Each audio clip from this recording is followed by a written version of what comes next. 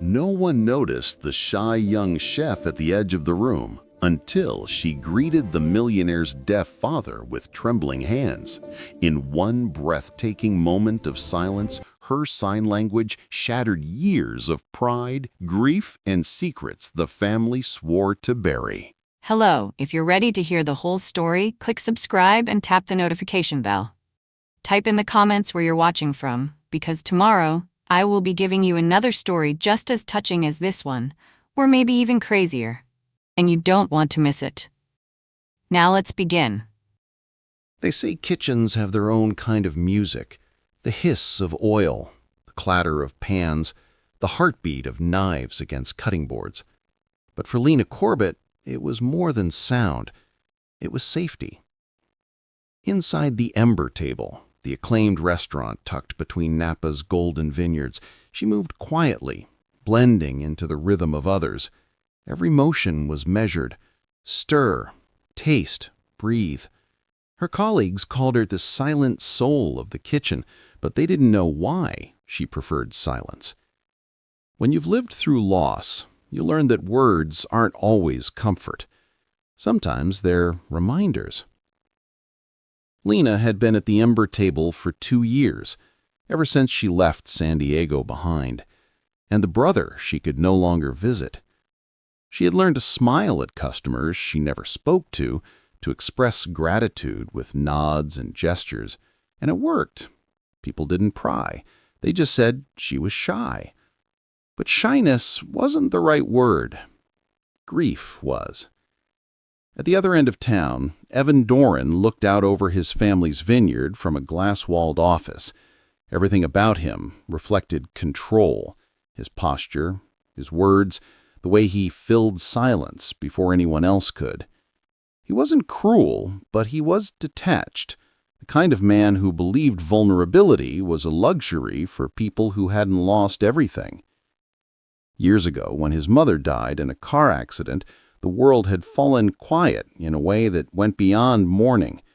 His father, Richard Doran, had lost not only his wife, but also his hearing. Overnight, the man who once filled their home with laughter became silent, unreachable. Evan hadn't known how to handle the silence, so he did what he did best, built walls of success, noise, and distance. The two worlds, Lena's quiet grief and Evan's noisy loneliness, were destined to collide long before either of them knew it. That afternoon, the restaurant buzzed with anticipation. Evan was hosting a private dinner, one meant to impress investors and honor his father's long-awaited visit. Richard hadn't been to the Ember Table since its opening, and the staff whispered about it like a ghost story. Imagine the old man coming back after all those years. Imagine him forgiving his son, someone else murmured. Lena said nothing. She simply plated appetizers, steady hands betraying none of the unease in her chest. The name Doran meant something to everyone in Napa: wealth, influence, perfection. But for Lena, it carried something more personal. She had once read about the accident that took Richard's hearing and his wife's life. A story like that doesn't leave you. When the maitre d' entered the kitchen, announcing Mr. Doran has arrived, the air seemed to shift. Evan stood at the restaurant's entrance, greeting guests with a calculated smile. Behind him, his father stepped in, older, slower, his hair silvered by time. Richard's eyes scanned the room, seeing everything but hearing nothing. A quiet man in a loud world.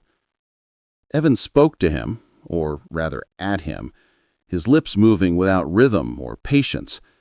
Richard nodded politely, reading what he could, but his eyes drifted elsewhere, toward the kitchen window where he caught sight of a young woman watching him. Lena froze, a ladle in her hand. For a moment, their eyes met, a flicker of recognition, not of faces, but of loneliness. She looked away quickly, ashamed of staring. Later that evening, when the servers moved in rhythm and conversations filled the air, Richard sat at the long table, smiling gently but clearly lost in the noise. He tapped his glass lightly, unnoticed. No one knew how to make him part of the moment, not even his son. That's when Lena emerged from the kitchen, holding a tray with the first course. Her hands trembled as she approached, not from fear of service, but from something deeper. She saw the man's isolation in the middle of a celebration. She recognized it. When she placed the plate before him, Richard lifted his gaze and smiled faintly. His lips moved, forming a thank you she couldn't hear but felt. Without thinking, she signed back. 2 simple words. "You're welcome." The room paused. Utensils stilled. Evan froze mid-sentence. Richard blinked, his expression softening in disbelief. Slowly, he lifted his own hands and replied, halting, unsure, but grateful. A conversation unfolded in silence, invisible to everyone except those who could feel it. Lena's gestures were fluid, tender. Richard's were clumsy, rusty, but filled with life. For the first time in years, Evan saw something he didn't understand. His father smiling with his whole face. The kitchen doors swung open. Whispers spread like wildfire. No one spoke because there was nothing to say. The air itself felt holy. That night would be remembered, not for the food, nor the guests, nor the wealth, but for the quiet, trembling moment when a shy chef reminded a room full of people that silence could speak louder than words. And for Evan Doran, it was the moment he realized that the past he'd buried was still alive, and it had just signed back. The silence that followed that brief exchange lingered long after the dishes were cleared. Guests spoke in hushed tones, unsure whether they'd just witnessed a miracle or an accident of timing. The moment had cracked something open, not just in the room, but in 3 hearts that had forgotten what connection felt like. From behind the bar, Evan Doran stood watching. For the first time in years, he didn't know what to say.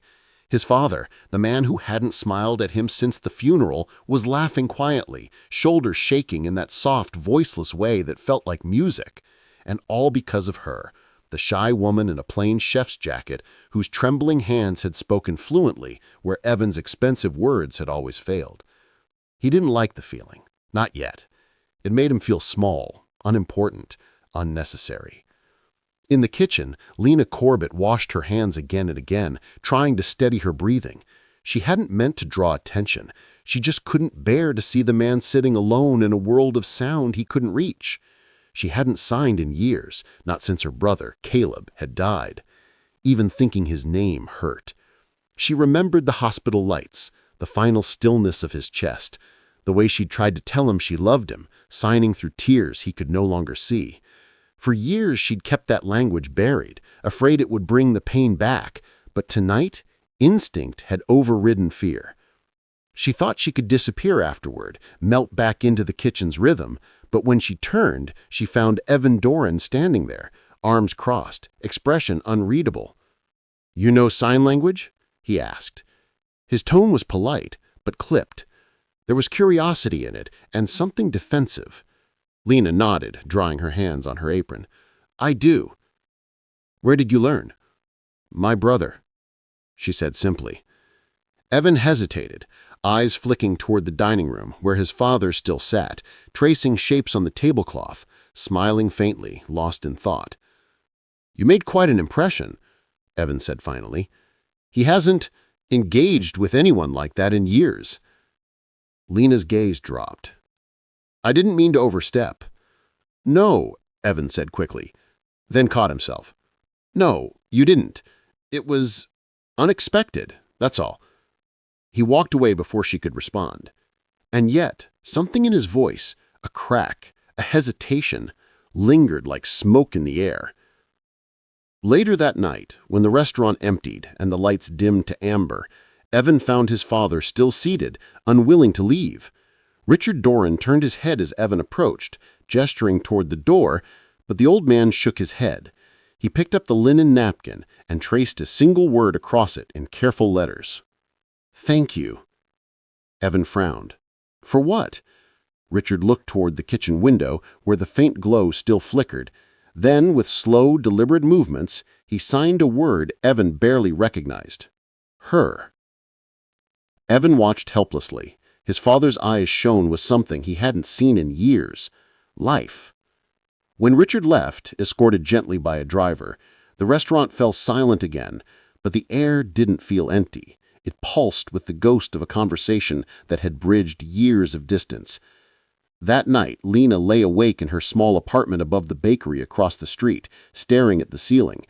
Every time she closed her eyes, she saw Richard's face, the way his expression changed when she signed, how his fingers hesitated but found their way back to language. She felt something stir inside her, not guilt, not sorrow, but purpose. Maybe silence wasn't meant to be an escape. Maybe it was a place to begin again. Across town, in a sprawling villa surrounded by vineyards, Evan sat at his desk, an untouched glass of Cabernet in front of him. His phone buzzed, messages from colleagues, reminders about investor meetings, but he ignored them all. His father's smile haunted him. For years, he had convinced himself the distance was mutual, that his father had chosen isolation, that the silence was his punishment for being absent the night of the accident. But tonight, for the first time, he saw that it wasn't punishment. It was pain. And pain, Evan realized, could be shared, even in silence. He replayed the moment over and over, the young chef's hands moving like poetry, his father's answering smile. Something about it unnerved him. Something about her unnerved him. And beneath that discomfort was a question he couldn't ignore. If a stranger could reach his father in seconds, what did that say about the son who hadn't been able to for years? The next morning, when the early sun painted the vineyards gold, the ember table opened its doors again. The scent of fresh bread filled the air. Lena was already at her station, sleeves rolled up, hair tied back. She told herself it would be a normal day, just another shift. But deep down, she knew something had changed. In a single moment of compassion, she had crossed an invisible line, and the silence that had protected her for so long was no longer enough. What she didn't know was that across town, the Doran family's quiet dinner had already become the talk of Napa Valley, and by evening, her name would reach the very man she had tried not to notice. Some moments don't end when they're over. They echo. That night at the ember table had become an echo neither Lena nor Evan could quiet. 2 days later, the restaurant was back to its usual hum. The clang of pans, the soft rhythm of orders, the pulse of routine. But for Lena Corbett, nothing felt the same. Every plate she touched carried memory, his kind eyes, the quiet conversation in sign, the room that had fallen still. She had meant it as kindness. The world had turned it into spectacle. And now whispers followed her. "That's the girl who signed to the Doran patriarch. She made the old man smile, did you see? Maybe he'll hire her personally." Lena pretended not to hear, but each word pressed like a thumb against a bruise. She wasn't used to being seen, not like that. She worked to stay invisible, and now invisibility was gone. That morning, the restaurant's owner stopped her at the counter. "Lena, Mr. Doran's office called." Her chest tightened. "Which one?" "The son, Evan. He asked for you by name." The tray nearly slipped from her hands. "He said he'd like to meet this afternoon. Something about a private tasting." The words felt unreal. A private tasting? No one called the line chef for that. She nodded, masking the panic rising beneath her calm. "Of course," she whispered. At 3 o'clock, she arrived at Doran Estate, where the vineyards stretched for miles like ribbons of green and gold. The gate opened silently, the path winding toward a stone villa that looked too perfect to be real. Evan Doran greeted her at the terrace. His demeanor was formal, crisp, polite, but his eyes carried the exhaustion of a man holding too many regrets. "Thank you for coming," he said. "I didn't think I had a choice," she replied softly. His lips curved, not quite a smile. "Fair. I wanted to talk about the other night. My father, well, not talking exactly, writing, asking questions." "I didn't mean to intrude on your family."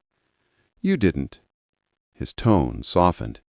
"You reminded me, that he's still here, that he can still connect."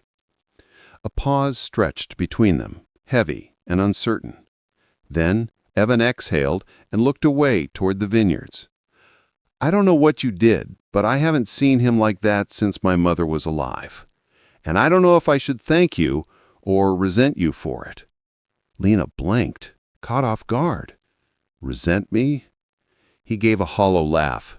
"You made it look easy, something I've failed at for years." The vulnerability in his voice startled her. Behind the suit and the practiced composure, there was a man who had been breaking quietly, out of sight. She wanted to say something comforting, but words felt dangerous, too intimate. So she simply said, "It wasn't easy. It never is." He looked at her then, really looked. The silence stretched, alive, charged, and for a moment they were two lonely people standing in the middle of too much beauty, unsure what to do with it. That night Lena couldn't sleep. Her thoughts circled like restless birds. Evan's eyes, his voice, the faint tremor in his hands when he spoke about his father. She told herself it meant nothing. It couldn't mean anything. She built her world small for a reason. Small felt safe. But the next morning, when she arrived at work, she found a letter waiting in the kitchen, folded neatly beside her knives. It was written in careful, deliberate penmanship. "Thank you, Lena, for remembering my language when the world forgot it. Richard Doran." Her hands trembled as she traced the words. The ink was dark, the lines steady. For a moment, she pressed the paper to her chest and closed her eyes. Then she folded it again, carefully, and slipped it into her apron pocket. Meanwhile, across town, Evan sat alone in his study. The vineyard stretched before him, a kingdom that no longer felt like victory. He had spent his entire life trying to prove something, that success could drown silence, that money could make up for love lost. But in one evening, a stranger's compassion undone years of his pretending. He found himself replaying her face, the shy certainty in her eyes, the quiet power of her hands. He wanted to see her again, but not for his father this time, for himself. And that frightened him more than anything. He had seen too many people drawn to his name, his wealth, his world. But Lena Corbett, she didn't look at him like a man to be impressed. She looked at him like a man who could still change. And he didn't know if he was ready for that. For days, they avoided crossing paths. When Richard returned to the restaurant one evening, Lena kept her distance, staying in the kitchen. She could hear him laugh faintly as Evan signed a few clumsy words that she had taught him unknowingly through her example. It was beautiful and painful. Because while she wanted them to heal, she also knew that getting close to the Dorans meant reopening her own wounds, and she wasn't sure she could survive that again. But fate, as always, is deaf to reason. The next week, the Ember Table was commissioned to cater a private event at the Doran estate, a vineyard gala for investors and family friends. And this time, Lena wouldn't be able to hide in the kitchen. The sun dipped behind the rolling hills of Napa Valley, painting the Doran vineyards in liquid gold. The evening smelled of earth, wine, and something electric: anticipation. For Lena Corbett, the invitation to cater the Doran Gala felt like both an honor and a warning. She had promised herself distance, but now here she was, walking through wrought iron gates that glimmered beneath fairy lights, her chef's jacket pressed, her pulse unsteady. The vineyard shimmered with elegance. Crystal chandeliers hung from oak trees, soft jazz curled through the air, and every table was lined with roses. But beneath the glamour was unease. at least for two souls who hadn't stopped thinking about each other since that dinner. "Lena, front line tonight," the restaurant owner said briskly. "You'll be serving the Durans directly." Her stomach tightened. There would be no kitchen wall to hide behind, no escape through swinging doors. When she stepped onto the terrace, she saw Evan Duran immediately. Tall, composed, and dressed in a black suit that looked like it had been tailored for control. Around him, guests laughed easily, but his eyes, when they drifted toward her, softened just slightly, betraying something human beneath the perfection. He nodded once, formal. She returned it, polite, both pretending that nothing had changed, both knowing everything had. Midway through the evening, the maitre d' approached her in a rush. "Lena, Mr. Duran's father asked for you, personally." Her breath caught. She glanced toward the garden where Richard Duran sat apart from the noise, the moonlight silvering his hair. He was watching the crowd, smiling faintly, lost in a silence only he could hear. Lena wiped her palms, steadied herself, and walked toward him. Richard greeted her with a warm, knowing look. He signed slowly, "I hoped you'd be here." She smiled, replying, "So did I." Evan watched from across the lawn, frozen. The sight of his father's hands moving so freely, so joyfully, struck something deep inside him. The crowd around him blurred into meaningless chatter. He made his way toward them, drawn by something he couldn't explain. When he reached them, Lena stepped back instinctively, lowering her eyes. But Richard gestured firmly, "Sit." There were no chairs left, so Evan did the unthinkable. He sat on the grass beside his father, loosening his tie. For the first time in years, the three of them shared a space, unguarded by walls or wealth.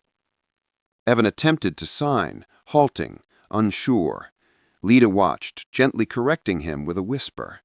"Your hand, a bit higher, yes, like that." He tried again. Richard laughed, not mockingly, but proudly. It was the sound of a father realizing his son was still trying. For a fleeting moment, silence felt like belonging. But just as quickly, Evan pulled back. The vulnerability was too much. He rose, brushing imaginary dust from his sleeve. "Thank you for your help," he said stiffly. "My father seems happy." Lena nodded, eyes searching his. "He is." Evan turned to leave, but hesitated. "You know, you have a gift, Lena. You bring quiet to chaos." She smiled faintly. "Quiet isn't always peace, Mr. Duran." He met her gaze, something unspoken passing between them, then walked away, leaving her heart thudding against her ribs. As the night deepened, the crowd grew louder. A journalist approached Evan with cameras flashing, asking about the mysterious chef who had captured his father's attention. Evan tensed. He hated how quickly stories spun out of control. He could see Lena across the terrace, startled by the commotion. He stepped forward. "She's not a story," he said sharply. "She's my staff. Leave her out of it." The words cut deeper than he intended. Lena turned away, pretending not to hear, but she did, every syllable. Later, when the music faded and the guests began to leave, Evan found her cleaning trays behind the catering tent. "Lena," he began, "I didn't—" She didn't let him finish. "You meant exactly what you said. I'm staff. That's fine." Her tone was calm, but her eyes shimmered with hurt. "Lena," his voice cracked, "I'm not good at this. I'm not—" She said softly, "You don't have to be. You just have to be honest." Then she turned back to her work, leaving him standing there, the night wind heavy with everything left unsaid. After the gala, Lena walked the vineyard path alone. The moon lit the rows of vines like silver veins across the earth. In her hand she held a small card, Richard's, written earlier that evening. "You helped me find my voice again. Don't lose yours." She stopped walking, tears slipping silently down her cheeks. She wasn't crying for him, not for Evan either. She was crying because for the first time in years, she wanted to be heard again. And that terrified her. Have you ever met someone who reminded you of who you used to be? Someone whose kindness made you see the cracks you've been hiding? If you have, tell me in the comments. Would you let them in, or would you walk away like Evan did tonight? As the night wind carried the faint echo of laughter from the distant villa, Lena whispered to herself, "I won't walk away this time." But she didn't yet know. Neither would he.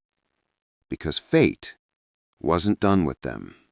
Not even close. Some truths hide in silence because saying them out loud would make them real, but silence doesn't keep pain away. It only teaches it to wait. And both Lena Corbett and Evan Doran had been waiting too long. The morning after the gala, Evan sat in his father's study, sunlight spilling through the tall windows. The air smelled faintly of cedar and old books, the scent of his childhood. On the wall hung a photograph, his parents standing between vineyard rows, laughter frozen in time. His mother's hand rested on Richard's shoulder, her face radiant. Evan hadn't looked at that picture in years. He closed his eyes and saw it again. The night of the accident. He had been 22, reckless, in a hurry to prove he was a man. His mother had called, asking him to pick her up from the art gallery. He'd ignored the call. "I'm busy, Mom," he had said. "I'll come later." Later never came. Richard had gone instead. The crash on the mountain road had left his father alive, but deaf. His mother gone. And Evan carrying a guilt so heavy it silenced every good thing that tried to reach him after. For years, he had convinced himself his father blamed him. Maybe he did. Maybe that's why they lived as ghosts in the same house, both haunted, both pretending. Until Lena. He pressed his hands against his face. Her kindness had cracked something open, and the memories were rushing in like a flood. At the ember table, Lena worked through the morning rush, her motions automatic. But when she reached into her apron for her timer, her fingers brushed against the folded note Richard had written, "Don't lose your voice." The words burned softly in her chest. After her shift, she walked to the small park across from the restaurant, the same one where she used to sit with her younger brother, Caleb, when they lived in San Diego. He had loved music, even though he couldn't hear it, loved watching vibrations through glass, feeling rhythm through the soles of his feet. She remembered teaching him to sign "I love you" with his pinky, index, and thumb, and how he used to add a dramatic bow afterward just to make her laugh. Then the illness came, sudden, unfair, unstoppable. He had been 15. She had promised him she would never stop using their language, but when he died, she broke that promise, burying sign language with his memory. Until Richard, until that dinner. Her voice trembled as she whispered into the quiet park. "Caleb, I finally kept my promise." The wind rustled through the olive trees, gentle, approving. That evening, Evan appeared at the restaurant unannounced. The staff went still. Whispers followed him like a shadow. Lena stepped out from the kitchen, wiping her hands. "Mr. Doran." "Evan," he corrected quietly. "I didn't mean to interrupt." "You didn't." He hesitated, then held out a small, weathered notebook. "My father wanted you to have this. It's something he used to write in after the accident. He said you'd understand." Lena accepted it carefully. The cover was cracked leather, the pages filled with neat handwriting and sketches of hands, signing gestures, words, and fragments of thoughts. She flipped through them, eyes softening. Then she found a note that made her breath catch. "If I could speak again, I'd tell my son I forgive him. But I can't. so I'll wait until he learns to listen without sound.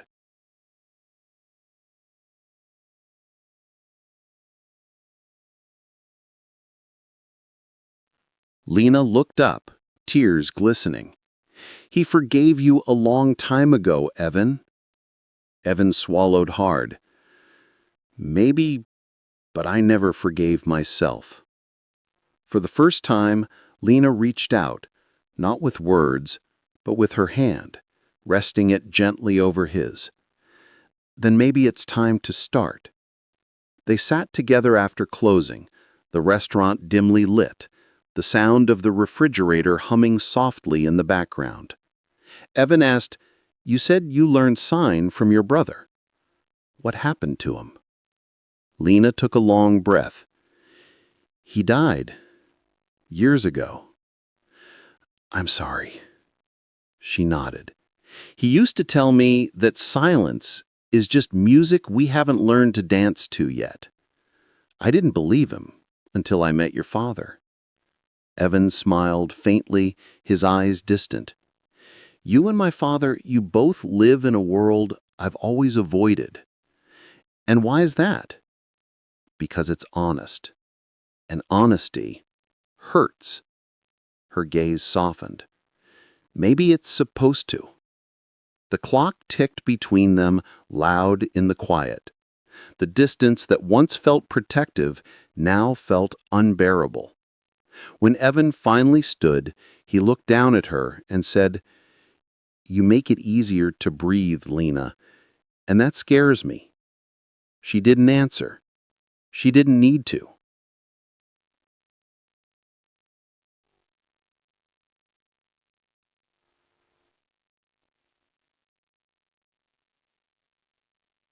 That night, Lena opened Richard's notebook again in her apartment. Between the sketches, she found one last entry, drawn in trembling lines. A vineyard. Two silhouettes sitting beneath the vines, their hands meeting halfway in midair. Beneath it, the words, "Sometimes forgiveness looks like a conversation in silence." She traced the ink with her fingertip, her heart steady now. For the first time since Caleb's death, Lena didn't feel alone in her quiet. She felt seen. Have you ever carried guilt so heavy you forgot what peace felt like? Both Lena and Evan have, and now they're learning that forgiveness doesn't erase the past, it redeems it. Tell me in the comments, what's harder for you, forgiving others or forgiving yourself? Outside, the Napa moon rose high over the valley, pouring silver light over the vineyards. And though neither of them knew it, both Lena Corbett and Evan Doran looked up at that same moon that night, each silently wishing the other peace. It was the first night neither of them felt entirely alone. Some healing doesn't announce itself. It shows up in small moments, shared laughter, silent understanding, a hand that doesn't pull away. For Lena Corbett and Evan Doran, the silence between them no longer felt like distance. It felt like space, a space where something fragile could finally grow. A week after their late-night conversation, Lena received a text she hadn't expected. "Evan Doran, would you help me learn to talk to my father again? Properly this time." She read it twice, her lips parting in surprise. Then, quietly, she smiled. That afternoon, she found herself back at the Doran estate, standing with Evan and Richard beneath the shade of a centuries-old oak. The vineyard stretched around them, vines whispering in the breeze. Evan fumbled through the first few signs. His fingers were stiff, his timing uneven. Richard watched patiently, his eyes shining with amusement. Lena stood beside him, gently correcting his movements. "No, like this," she said, lifting her own hand. Their fingers brushed, a spark. And for heartbeat, both forgot to breathe. Richard chuckled, tapping his son's arm and signing, "You're worse than I was." Evan laughed, shoulders relaxing. It was the first genuine sound of joy Lena had heard from him. They met every evening after that. Lessons began formally, but always dissolved into laughter. Richard often signed jokes, and Lena would interpret while Evan groaned at the punchlines. One afternoon, when Evan signed "Good Morning" backward, Richard dramatically clutched his heart as though mortally offended. Lena burst into laughter, a bright, musical sound that made both men pause. Evan watched her, smiling. He said, "You should laugh like that more often." She looked away, cheeks flushed. Maybe I just needed something worth laughing at. For a long second, their eyes held, and though neither moved, something between them quietly shifted, from comfort to connection. One Friday evening, Lena stayed after the lesson to cook dinner for the two of them. Nothing fancy, just roasted vegetables, herbed chicken, and warm bread. The kitchen filled with the smell of rosemary and garlic. Evan poured wine. He said, "I forgot what this house felt like with food in it, and laughter." Richard signed, "That's because you forgot how to listen." Evan smiled ruefully, "Working on it." Lena set the plates down, signing playfully, "Eat before it gets cold." They ate together like an unlikely family, a deaf father, a guilt-ridden son, and a shy chef who spoke in silence. The conversation flowed not in words but in gestures, glances, and laughter that needed no translation. By dessert, Evan found himself relaxed in a way he hadn't in years. Watching Lena's hands move gracefully as she signed to his father, he thought, "This is what home feels like." Later that night, after Richard went to rest, Lena stood on the terrace with Evan, the vineyards glowing under moonlight. He leaned against the railing. "You ever think about leaving Napa?" She said, "Once, I thought running away would fix what hurt. Turns out, pain travels light." He nodded slowly. "I tried burying mine in work. It just grew roots." They both laughed softly, a sound that felt like exhaling after years of holding their breath. When a cool breeze brushed past, Evan took off his jacket and draped it over her shoulders without a word. She didn't protest. In the stillness that followed, their silence wasn't empty.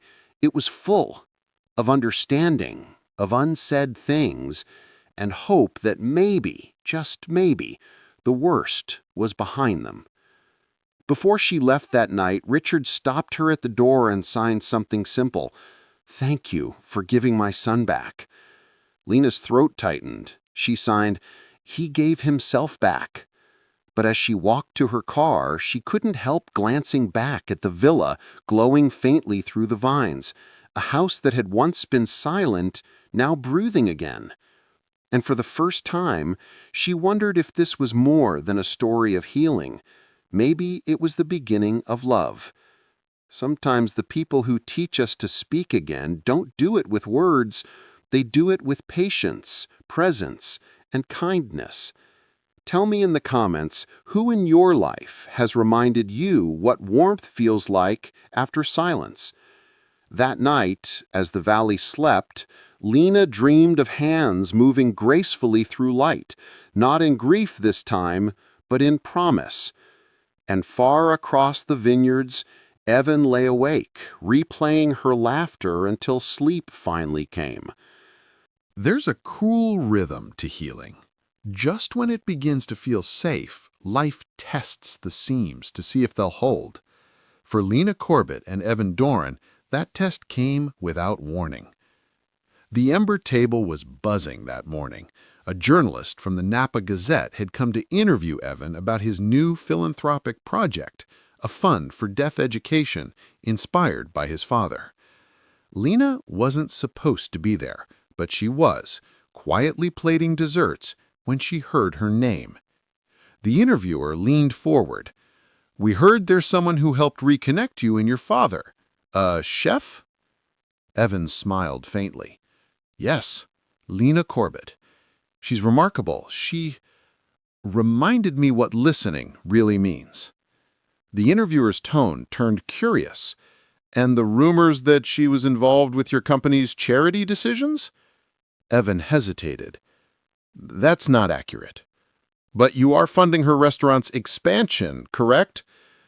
Lena froze. The kitchen went still. Her eyes darted toward Evan through the glass window that separated them. He didn't see her. Not yet. The interviewer pressed.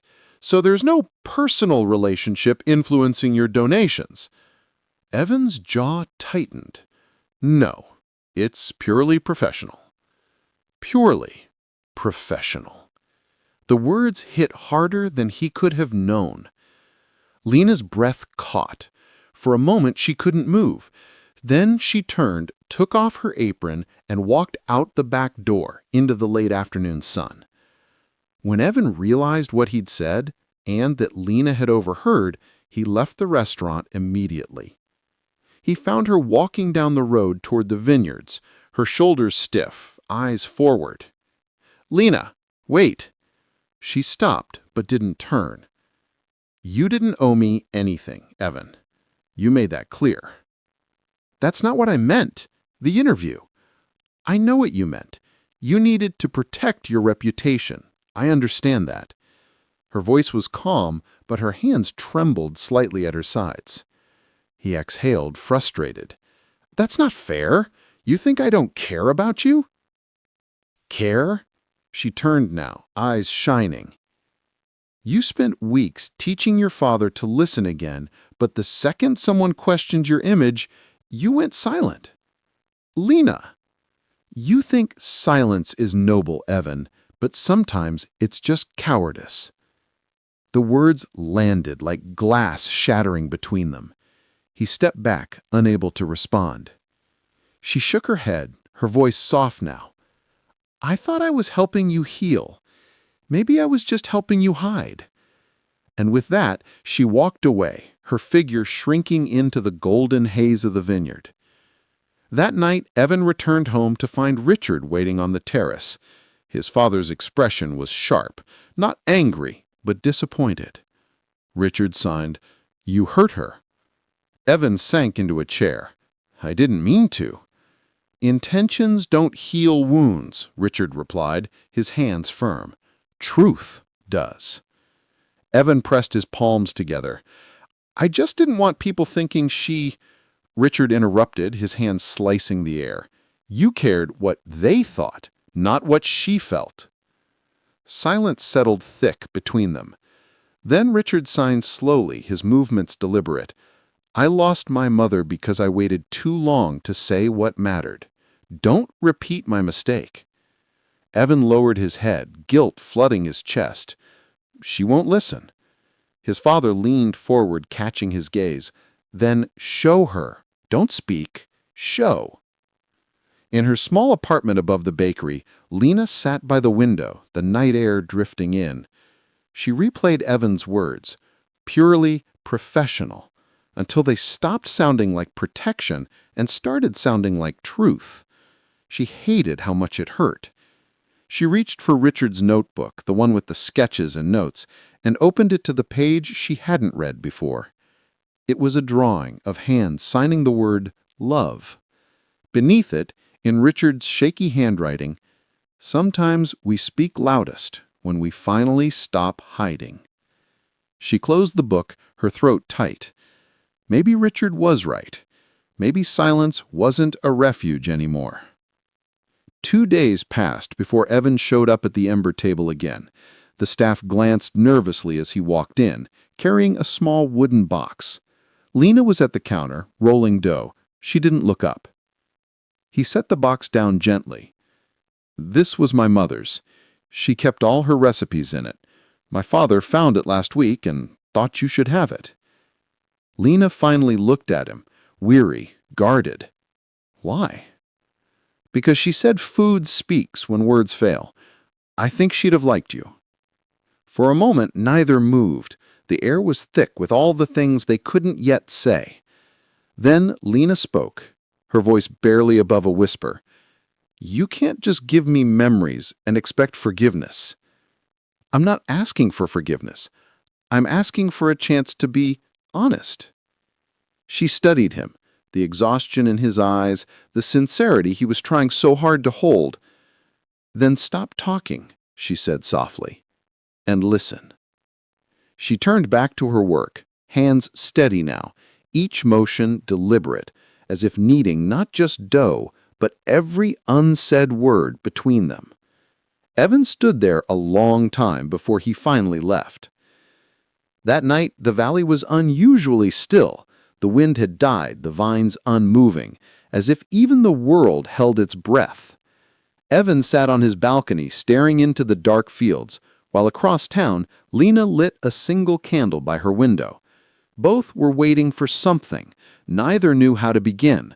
A sign, a word, a forgiveness too heavy to ask for, yet too necessary to live without. The days that followed drifted slowly, like the fog that rolled over the vineyards at dawn. Nothing had changed outwardly. The embered tables still opened each morning. The vines still glowed gold beneath the October sun, but something in the air had shifted. Between Lena and Evan, silence had turned from sanctuary to ache. Evan stopped visiting. He wanted to, but each time he reached for his keys, guilt reminded him of the words he couldn't take back. He buried himself in work again, long meetings, endless calls, pretending purpose could quiet regret. But every time he passed his father's study, Richard's gaze found him, steady and knowing. And though his father couldn't hear, Evan felt the unspoken disappointment in the air. Disappointment not born of anger, but of love unmet. Lena, meanwhile, worked later than ever. The clatter of dishes, the hum of ovens, the rhythm of chopping, all of it became armor. But no rhythm could drown out the silence she missed. The quiet dinners, the vineyard laughter, the way Evan would linger after a lesson, just long enough to make her heartbeat stumble. Those moments now lived only in memory, replaying against her will. She told herself it didn't matter, that people leave, words fail, and life continues, but the ache in her chest refused to believe her. One night, after closing, she stood by the restaurant window. Outside, the streets were slick with rain, the world glistening with reflections. She saw her own faint reflection in the glass, eyes tired, hands calloused, heart still waiting for something she didn't want to name. On impulse, she opened the small wooden box Evan had left behind, his mother's recipe box. Inside were yellowed cards, faded ink, and tucked between them, a letter in Evan's handwriting she hadn't noticed before. Her hands trembled as she unfolded it. The writing was rough, unpolished, not written for show. Lena, I've spent years running from silence, but you made it the only place I wanted to stay. I said the wrong thing because I was afraid of being seen, not by the world, but by you. You once told me silence could heal. I didn't understand then. I think I do now. She sat there for a long time, the letter pressed against her chest. The words didn't erase the hurt, but they shifted something inside her. A reminder that love, like forgiveness, rarely arrives flawless. It comes broken, uncertain, asking to be understood before it can be accepted. Across town, Evan sat in his car outside the ember table, engine off, headlights dimmed. He'd been there for nearly an hour rehearsing apologies that all sounded wrong. He wasn't sure if he had the right to knock on her door again, but he couldn't bear the thought of not trying. Eventually, he stepped out into the rain, walked to the door, and stood there, soaked, nervous, silent. Inside, Lena looked up at the faint shadow beyond the glass. She hesitated. Every part of her wanted to protect what was left of her peace. But her brother's words, "Silence is just music we haven't learned to dance to yet," echoed softly in her mind. She took a breath, walked to the door, and opened it. Evan stood there, rain dripping from his hair, hands empty, eyes unguarded. He said, "I didn't come to explain. I just came to listen." For a moment, neither moved. Then Lena slowly lifted her hands, steady, graceful, familiar, and began to sign. "You hurt me." He nodded. "I know." You were afraid. Yes. And now? He swallowed. Now, I'm more afraid of losing you. Her lips trembled, but she didn't speak. Instead, she reached for his hand, guiding it into hers. Then she signed one last word, one he already knew, one she had taught him weeks ago. Stay. The word hung in the air, like a fragile truce. Evan closed his fingers gently around hers. If you'll have me, he whispered. The rain fell harder outside, but inside there was only quiet, the kind that doesn't hurt anymore, the kind that feels like home. Lena stepped back, letting him in. The restaurant lights were dim, the world hushed, but for the first time since that fateful dinner, silence didn't divide them. It bound them together. Upstairs in the apartment above, the wooden box lay open on the table. The letter rested beside Richard's notebook, pages fluttering slightly in the draft from the open window. The candle by the sill flickered, its light dancing across the inked words. Sometimes forgiveness looks like a conversation in silence. And in that silence, between two hearts learning to speak again, forgiveness finally began to take root. Have you ever had someone forgive you before you even asked for it? Sometimes the hardest redemption isn't being forgiven, it's accepting that you deserve it. Think about that as you listen to how this story comes full circle. Morning came slowly to the valley, sunlight stretching across the vines like gold poured from heaven. The ember table opened its doors as it always did, but something in the air felt softer, lighter. For the first time in weeks, laughter drifted from the kitchen again. Evan stood beside Lena, sleeves rolled, apron borrowed, hands dusted with flour. He was helping her prepare pastries, badly. The dough stuck to his palms, his folds were crooked, but she didn't correct him. She just laughed. "I'm a fast learner," he said defensively. "You're a disaster," she teased, handing him another piece of dough. "But you try. That counts." He smiled at her words, at the way her eyes softened when she said them. It felt like being seen not for what he'd lost, but for who he was becoming. Richard entered a little later, cane tapping gently against the floor, expression warm and knowing. He signed towards his son and Lena. "You look happy." Evan replied haltingly but proudly, his movements slow but confident. "Learning, every day." Lena added with the grin, "He's a terrible student." Richard laughed silently, his shoulders shaking. Then he touched his heart and signed a single word, family. The moment hung tenderly in the air. None of them spoke. They didn't have to. The room, once defined by quiet grief, was now filled with unspoken love. Weeks passed, and the small restaurant began to flourish. Word had spread about the Ember Table's new collaboration, a culinary initiative that trained and employed young people with hearing loss. It was Lena's idea, supported by Evan's resources and Richard's guidance. Each morning the kitchen filled with a symphony of motion, hands signing instructions, laughter blending with the clatter of pans. And though words were scarce, meaning was everywhere. Lena had become something she never thought she'd be again, fearless. Not loud, but present. She smiled easier now, moved freer, and when she caught her reflection in the steel of the ovens, she didn't see the quiet girl who once hid behind grief. She saw a woman who had learned that silence can hold love just as fiercely as words. Evan, too, had changed. His company still thrived, but for the first time, he wasn't driven by the ghosts of failure. He spent his evenings at the restaurant, sometimes working, sometimes just watching Lena sign orders with the new staff. Her movements were art to him, language and grace entwined. One evening, as the sun sank behind the hills, Evan stood with her on the patio, overlooking the vines. The air smelled of wine and rosemary. Richard sat nearby, sketching quietly in his notebook. Evan said softly, "You know, I used to think success meant being heard by everyone. Now I think it just means being understood by someone." Lena turned to him, her eyes gentle. "And are you understood now?" He smiled faintly. "Perfectly." She laughed, that quiet, warm laugh that had once undone him. "You've learned fast, Mr. Doran." He reached for her hand, and she let him take it. The silence between them was not heavy anymore. It was home. A breeze stirred through the vines, carrying the scent of ripened fruit. Richard looked up from his sketchbook and signed toward them.